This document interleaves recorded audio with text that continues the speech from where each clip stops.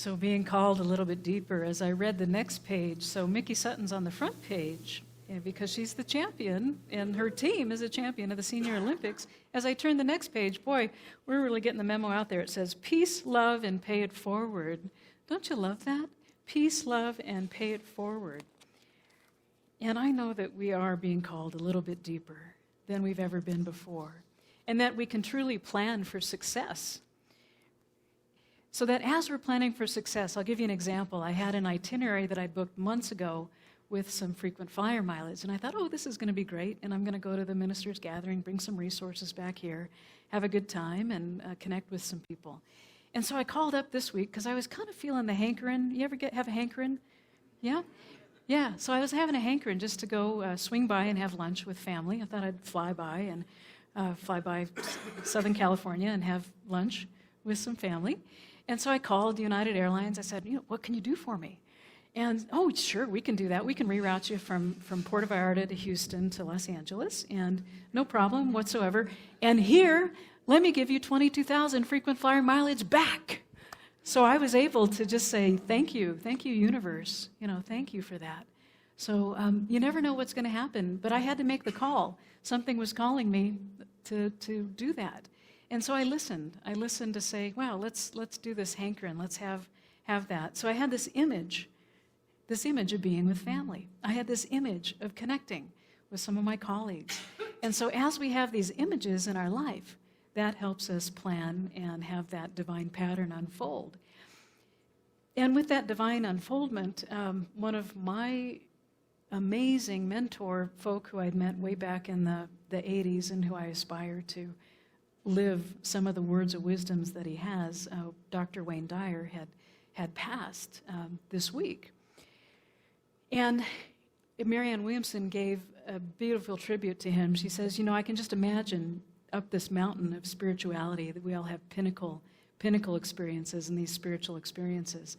I can just imagine Buddha, Jesus the Christ, Muhammad, and Dr. Wayne Dyer, that they're all up there giving him the high five as he's there. And just imagine giving yourself these high fives from all the experiences that we have in life, and that we can hold out those images of those pinnacles in life that we aspire to.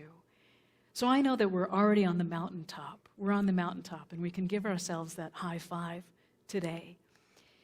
And so a good question to ask, whether we're feeling in the valley or whether we're feeling on the mountaintop of our lives, a good question to ask is, what do I care about? There are people in our life that we care about. We care about our health. We care about having quality in our life. We care about having a feeling of affluence and that free-flowing good. We have a quality that we care about for our inner peace as we go deeper and are called to something deeper. And Dr. Ernest Holmes, who is the founder of The Science of Mind, which is a guide for spiritual living, writes in our theme, in our book of the year, he writes about planning for success. And we have a new chapter each month, and it's wonderful. And guess who did the foreword to this book? She was just here about a month ago, Reverend Dr. Kathy Hearn. And so she salutes Dr. Ernest Holmes for these universal principles like holding out an image and being able to have a new itinerary, a new plan. She says that the abiding reality of God and the divine dimension of our life, divine dimension, we can elevate and awaken our awareness in that divine dimension. She says the abiding reality of God and the divine dimension of our life and individual being is completely practical and applicable to everyday situations. Because we have these principles and these practices, it's completely applicable to everyday life, that as long as we're abiding in that divine dimension. So that's what's calling us deeper. That's what's calling us to have that sense of fulfillment. No matter what pain we might be experiencing temporarily, no matter what turmoil or trauma we might be going through, or no matter what challenges are before us. So in that book, Dr. Ernest Holmes lays out a plan for redesigning our life. We can have a plan for success. And so in partnership with the divine, we can look at this, the way that we think, the way that we have faith, the way that we realize that our life is not against us, that life is for us, that we can have peace and love and pay it forward, that there is a power of love, there is a harmonizing presence, there is a power which is within us at all times. And we can look at our relationships, we can look at our life as a prayer. And Dr. Ernest Holmes says that the greatest discovery, people, and it's gender specific way back in the turn of the century when he was there, so I added people and us and our, and just so it's more friendly.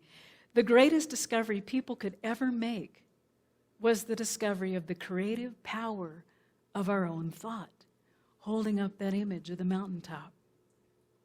Perhaps the greatest achievement that we can attain is the creative use of our thought for experiencing of greater good in every aspect of living.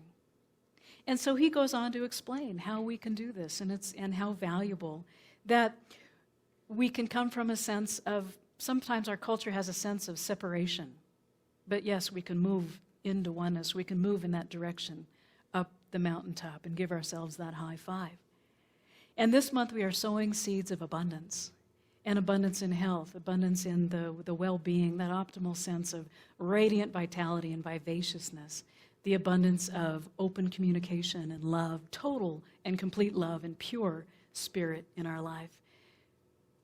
We can know that there's abundance in our finances. We can know that there's the free-flowing good, that there is that which is opulent, that nature that is within us that may give us frequent flyer mileage when we just all had to do is pick up a phone and ask. We get to ask this universe and be open to that opportunity.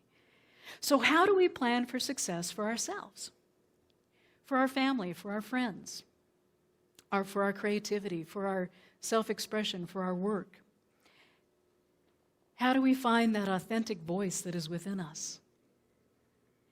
And how do we have everyday brilliance?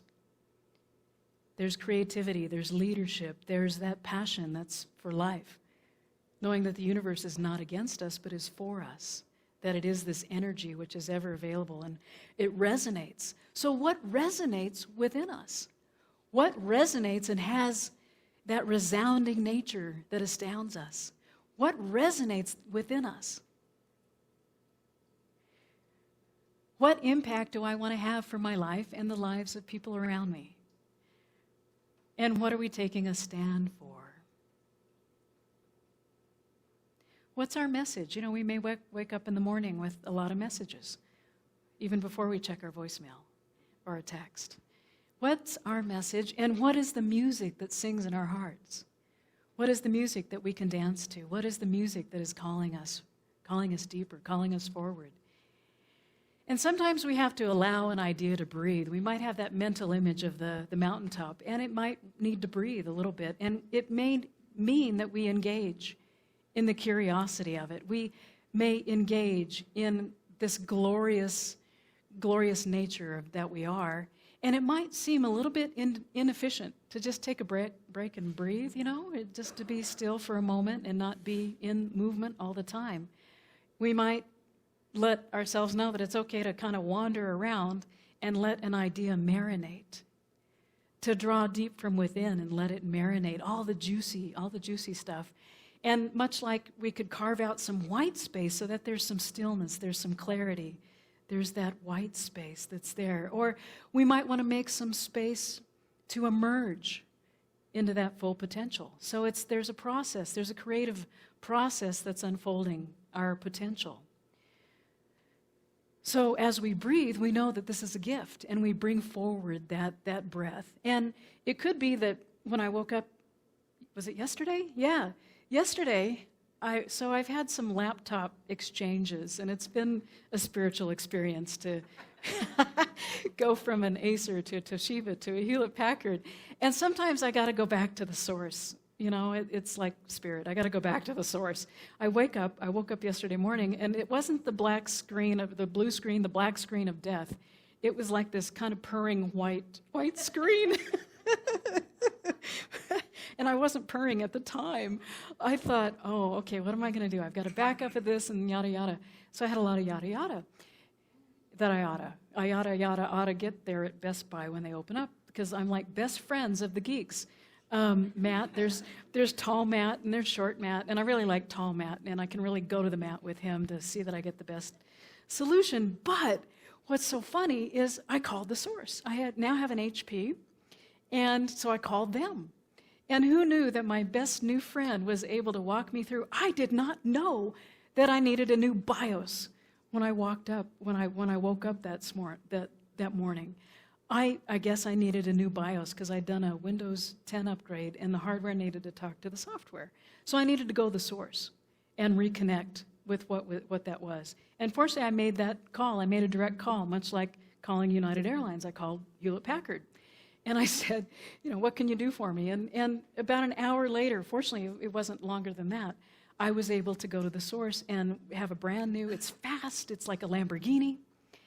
And so it's like brand new.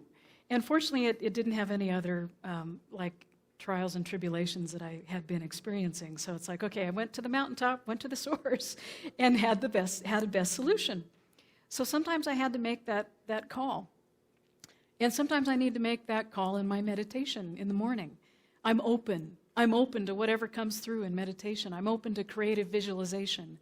I'm open to what comes forward in prayer.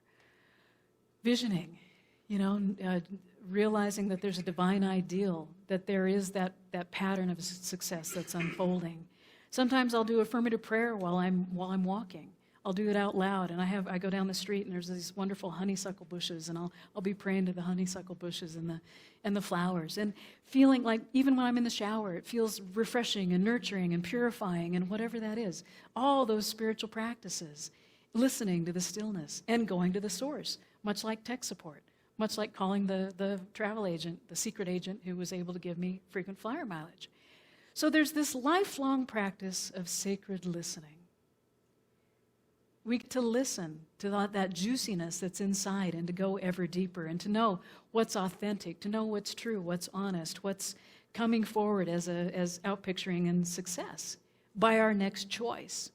So yeah, I chose to call the source that would have the answer. I chose a good answer. And sometimes success comes in layers because, I had thought about being there right as open when the gigs were going to open. But no, I had to find out the best layer.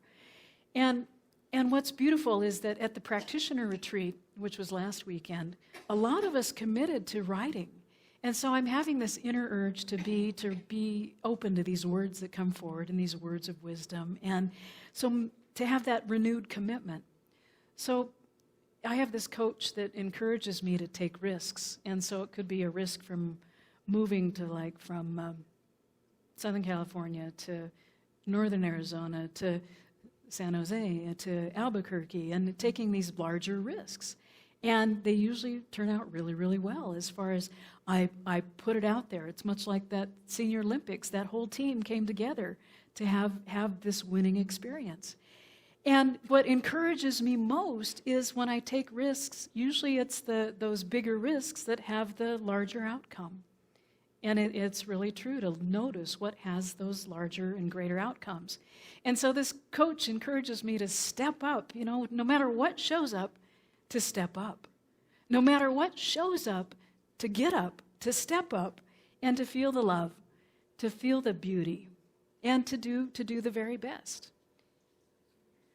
And sometimes I need to say that to myself, to get up, to step up, and to just show up, no matter what's showing up.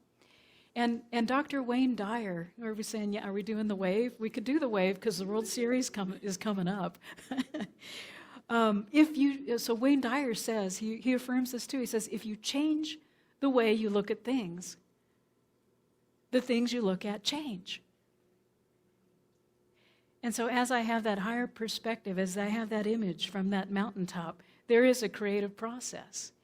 And sometimes this creative process shows up in the shape of, much like our Science of Mind symbol, it has the V that goes from spirit. It goes from spirit and through this creative medium and into form. And it has this, we're involved and we evolve. We have this spiritual evolution from our involvement with the connection of spirit and going deeper. And so oftentimes the creative process is like a U shape. And a couple friends of mine run the Grand Canyon. They run from rim to rim, and it's about a dozen hours. that they do this on peanut butter sandwiches. They say that's the best fuel, and it's delicious.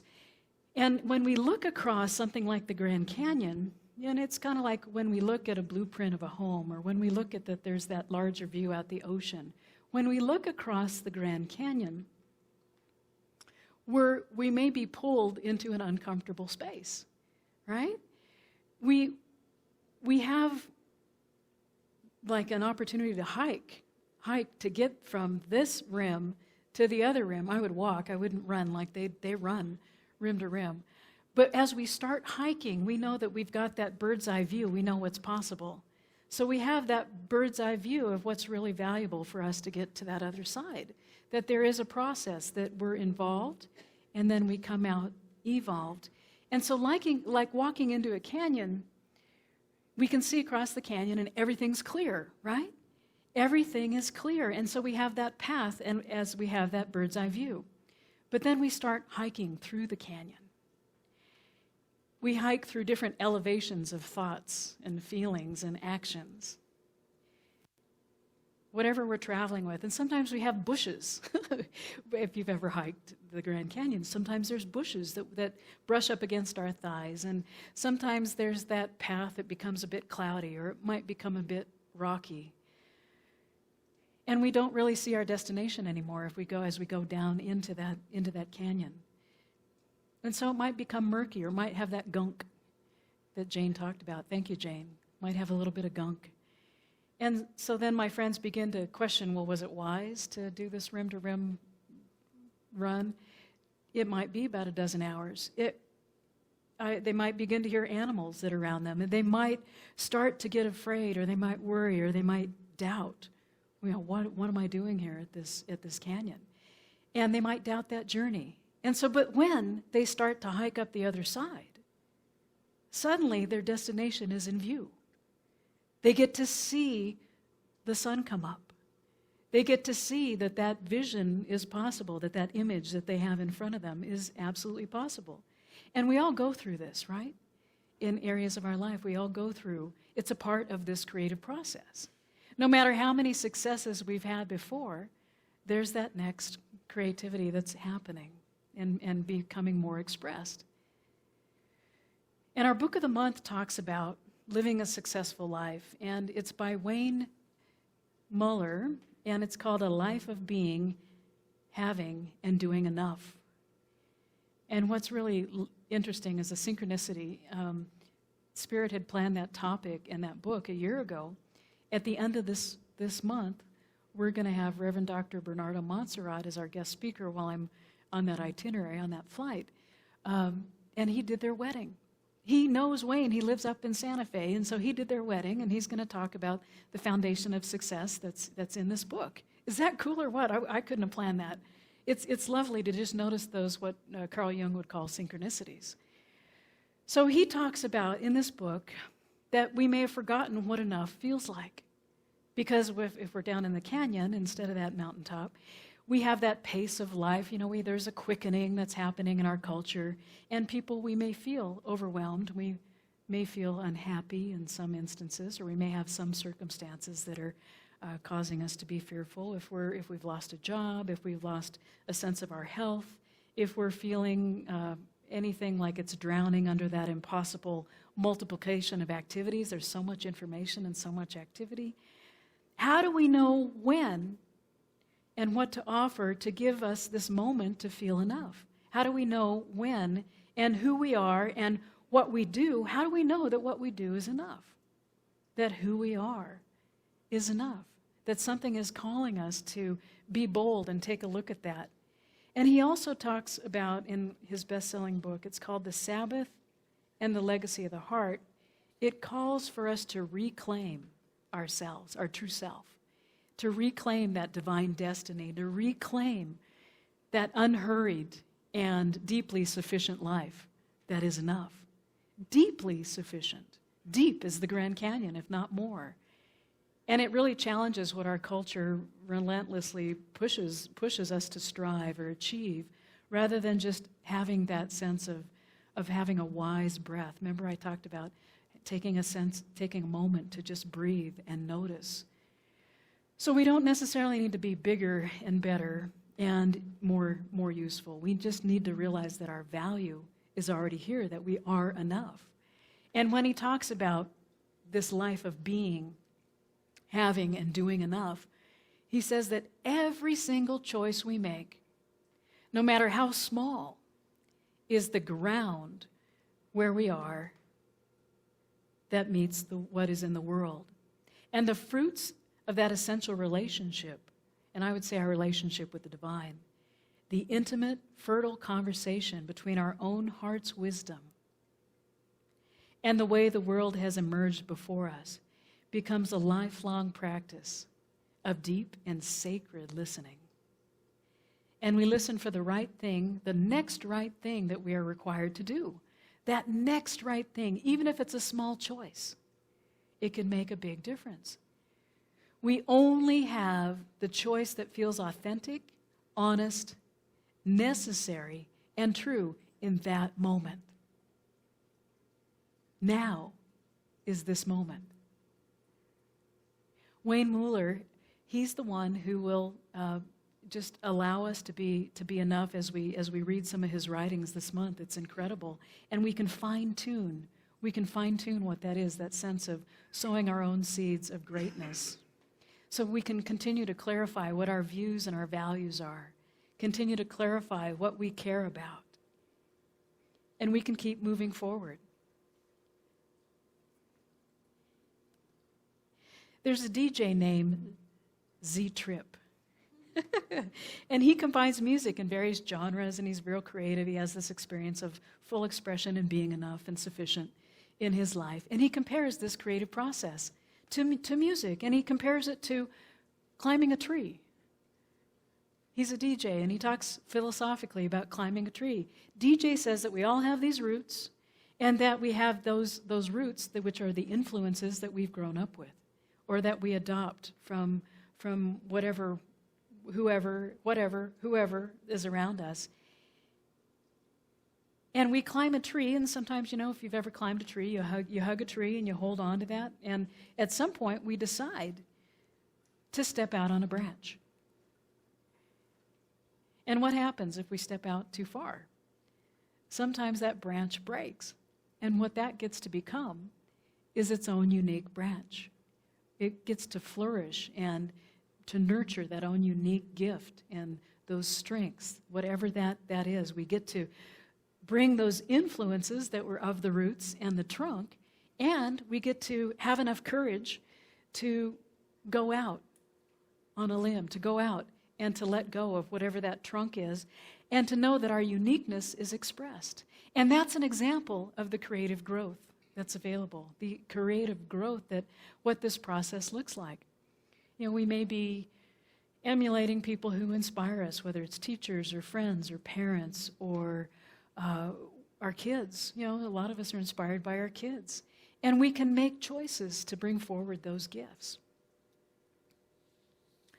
So I know that being in service of this community, learning and growing, much like being out on that branch, knowing that there's strong roots and a foundation here, and a trunk that we can hug and rely on, and so many beautiful trees and leaves that are there, we can honor what is inside of us and to bring that forward to our world. And Dr. Wayne Dyer talks about imagining that there's an orange. Just right here, imagine that there's an orange and that there's something juicy and wonderful that's inside it. And what if I take this orange and I squeeze it? What comes out? Juice. Orange juice. Not apple juice? Not apple juice? Generally not. Okay. And not mango juice, right? Or Garden Patch juice from Trader Joe's, right? What comes out? What's going to come out? We can count on it. Well, how come? How can we count on that? It's because what's inside of it. Orange juice is what's inside. So no matter what, whenever you squeeze an orange, that's what's going to come out. Because that's what's inside. Now, does it matter if your mom squeezes it? Does it matter if your boss squeezes it?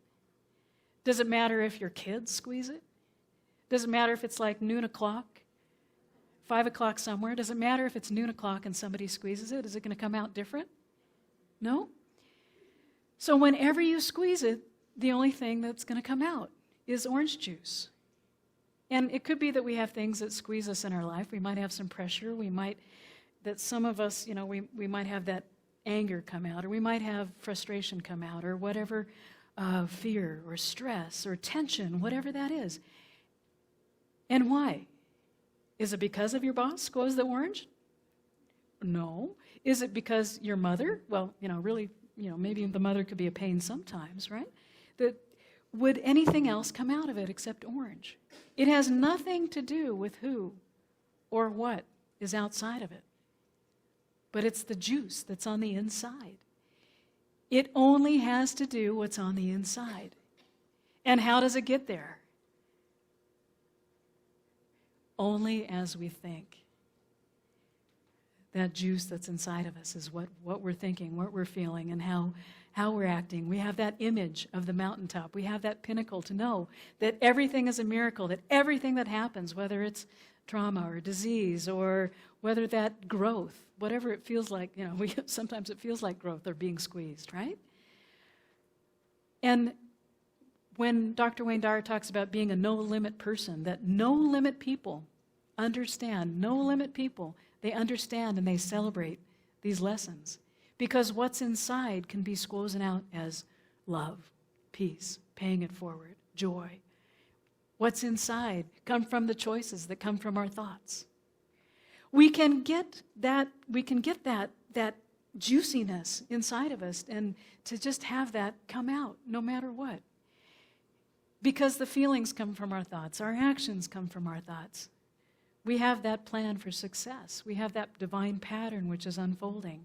And a good question for us to ask in just that knowingness, that livingness of that divine success that we're having is, how much am I going to do today that I'll be proud of in 10 years? So we go home today. What am I going to be up to that's going to make a difference 10 years from now? So if we desire to be successful in causing ourself, our family, our friends, being at cause in our creativity, our work, to resound,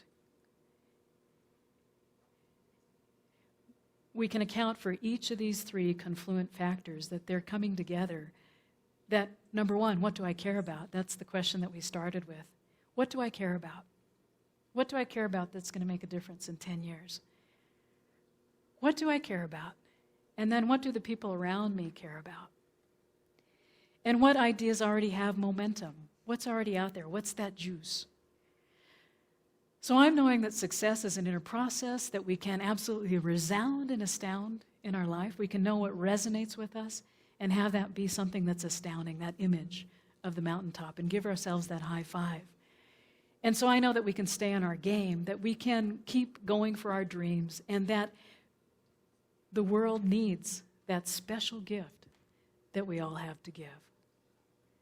Please join me in realizing these gifts, and let's take a moment and turn within for this moment of inner celebration, celebrating the beauty and the love that is ever available, ever present, ever near, so close, knowing that at the heart of hearts there is the infinite presence, the wisdom, the divine design which is happening, the divine pattern, this beautiful unfoldment of spirit. That spirit is absolutely everywhere present. It is this presence, it is the power which is ever empowering, ever expanding, and ever good. What I know is that there are the beautiful seeds of abundance which are being sown, that there is the life divine which shines in this very moment, in the connectedness, in this unified field, in this unity, in the presence of this unified field of love.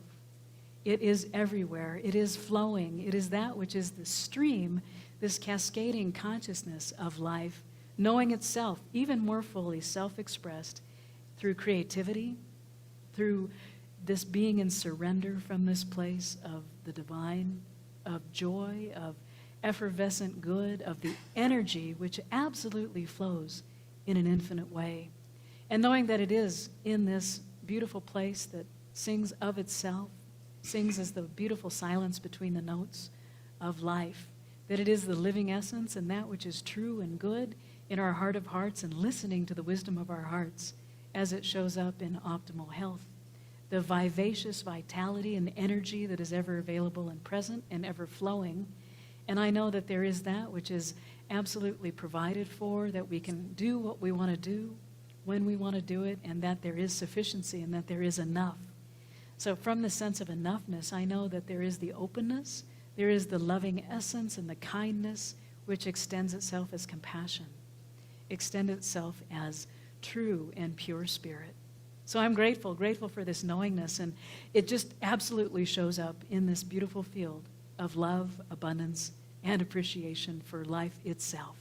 So I release this word knowing it is, yes, powerful in this creative medium, and this creativity just flows as it knows itself even more fully. And so be it, and so it is.